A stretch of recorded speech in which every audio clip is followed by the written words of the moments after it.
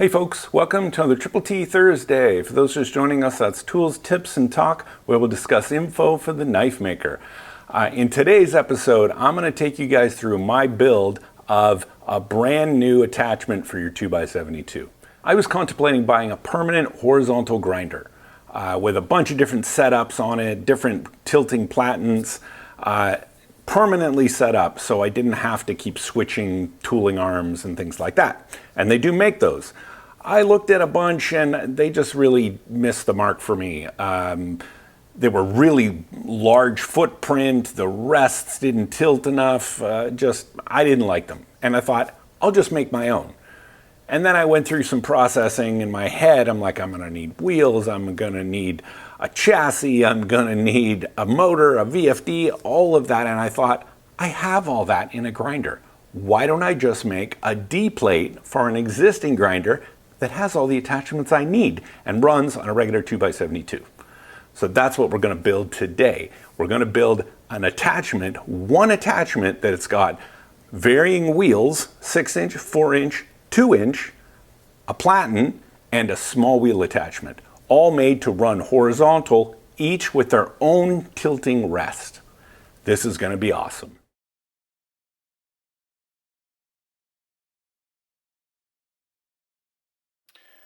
So here's the design of my D-plate.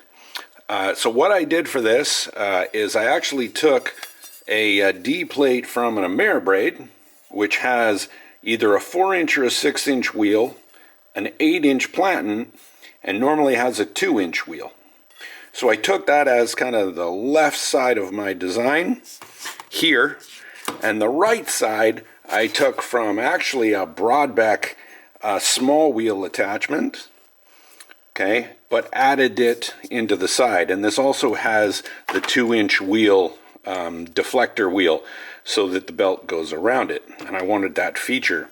So all of this is what I've come up with. And I've actually clamped all this stuff together on an actual grinder to see that this works. So now, time to cut this out of some 3/8 plate. And really, I'm not going to shape it. What I'm going to do is just do the critical holes so we can see this in action before I spend a lot of time removing all the other steel.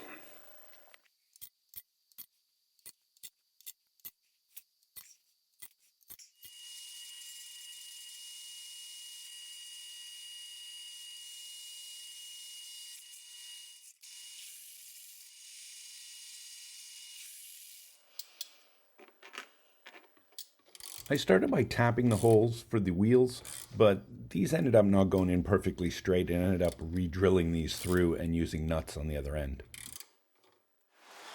So I'm using an 1 1/8" annular cutter to do the hole for the actual bearings for the small wheels. I happen to have one of these, and that's what we're going to use.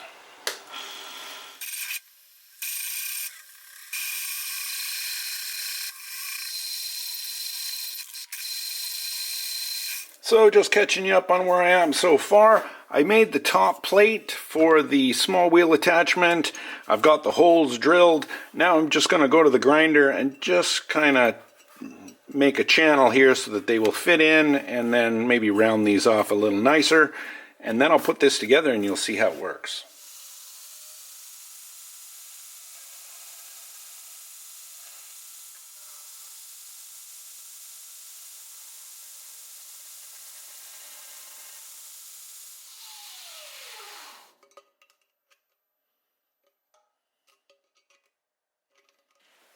So I've got it all put together. I got a belt on it. Seems to track pretty good. Let's give it a shot.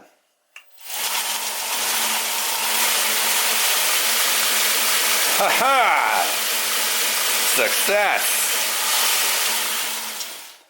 I am so impressed with this. This is awesome. Okay, so now we got to make the rests for this. And I want independent rests that all have their own movement and their own tilt. Let's go tackle that. So what I'm thinking for the rests, the platen is just going to use the tool arm receiver that's already in the grinder. What I'm going to do is, thanks to my buddy Rick Hall, who gave me the suggestion, I'm just going to weld on some 2-inch receivers directly to this plate at the right angle for each of these tools. And then the other part, the bottom of the rest, I'll just offset it. So you guys will see what I'm talking about when I get it together. But I think that's going to work. I will have to remove the weld seam in this 2-inch tube, and that's why I made these kind of short, so that I can get in there with a burr, a carbide burr.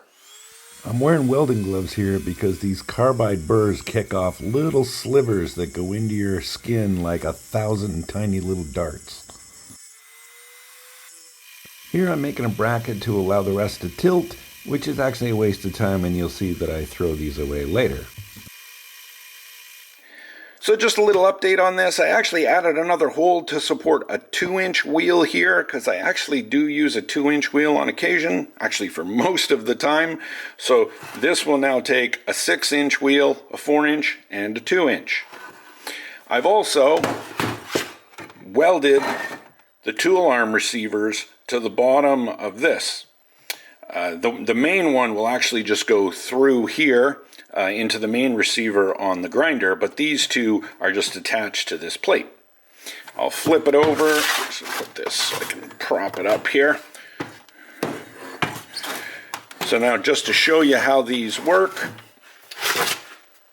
this is the tool arm. This was actually modeled from a house-made tilting rest. This is what you saw me make on the mill. Okay, this part will get welded here, and this is the receiver for the actual rest, and the rest will go up and down in this sleeve, and then this will go in here, and now this will tilt this way. So I thought I was done, and I was ready to declare victory. These two tilt, slide in perfectly, but this one, I have a clearance issue. And it's because something I'll show you. Where the receiver is, this part is hitting this, so I can't push it in any further. So I'm actually going to go back to the drawing board. I'm actually reconsidering this whole mechanism. Let's go back to the table and I'll tell you why. So I actually picked this because I thought it would be easier to fabricate, but this curve, which you saw me do with the rotary table, was actually a pain in the butt.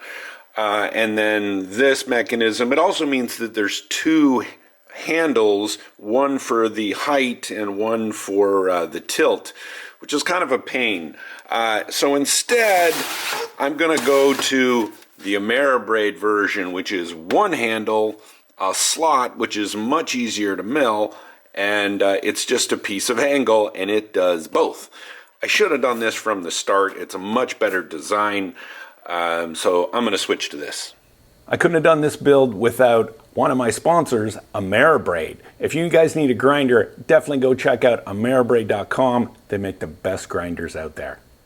And if you need anything else for knife making, be sure to check out Maritime Knife Supply. They got it all. Steel, abrasives, handle material, equipment, you name it, they've got it. So here's what I've come up with to replace the rest. Drilled just a 3/8 hole in here with some relief.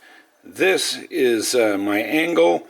I don't have as much up and down just because when you do that, it contacts the receiver, so you have to put the receiver further back, which is fine. I could have adjusted this, but honestly, I don't need the up and down that much. I'll show you guys on the machine.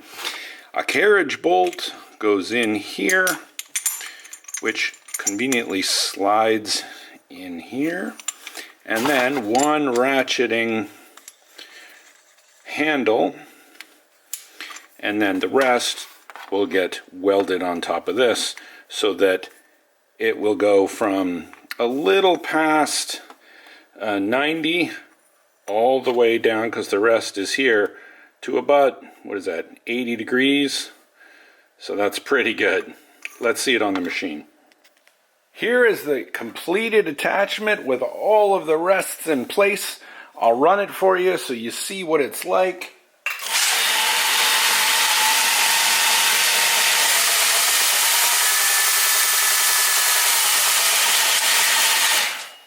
So it runs great, nice and smooth. I did have a question from someone. What about the small wheel? Don't you have to run this slower? I've run this up to 50%, and this is using a 7-inch drive wheel with a 1-inch wheel here, and no problem. You do have to slow it down a little bit as the wheels get slower, but really 50% is great for pretty much any horizontal grinding you're going to do. Another thing people have asked about the attachment so far is, why didn't you just make one big rest that wraps around? The problem is, each one of these needs to tilt independently at different angles. This one tilts this way, straight, and this one tilts this way, which wouldn't be possible if it was just one big plate. So they do have to be separate if you want them to tilt at different angles. So that's why. Let's talk about the rests. So the rests, because they're on 3 different planes, because there's 3 different receivers, it's pretty hard to get these perfectly flat across here. So that is one issue. If you have a really long piece that you're trying to horizontally grind, you may want to just lift up the center one so it's above, do all that, then remove that rest and do anything you need to do on the sides, and then that won't jack up your 90 and you won't have to reset it. They do tilt, go in. This one also goes up quite a ways. And I can also put it in higher, so pretty much any angle on the center one. Now let's take a look at the small wheel. This one, of course, goes in and out, and now you can change any angle. Okay, very cool. Same with the wheel on the left, in and out, and then, of course, up and down. At any angle. And remember, there's holes in the base plate for a 2-inch, 4-inch, and a 6-inch wheel. Hopefully you guys are jazzed about this attachment. I'm thrilled with it. I'm going to use the heck out of this thing. But if you guys want one of these, I'm not going to be supplying plans or any of that. I had a conversation with my sponsor, Ameribraid, yesterday to see if they would make a version of this. And sell it. So maybe you can pick it up from Ameribraid. What I'd like you guys to do, go to Ameribraid on Instagram or email them and tell them you want the Tyrell horizontal 2x72 attachment. They get enough feedback, they'll consider making it. And they're looking into it anyway. So hopefully they will design this out and make it work. And make it work not just for the Ameribraid, so you can use it on any grinder. I can't wait to put this thing into action, folks. Super thrilled to have it. It really saves me a grinder. I got to figure out what I'm going to do with the other grinder now. Thanks, folks. See you on the next one.